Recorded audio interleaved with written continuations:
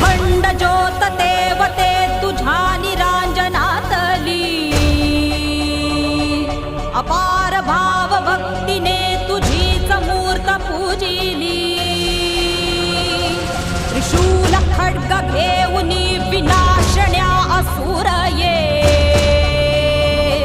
बनून रौद्र कामिनी प्रकाशण्या तिमिर ये.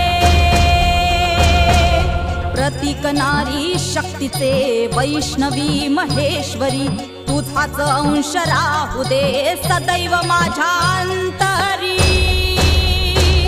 आई अंबे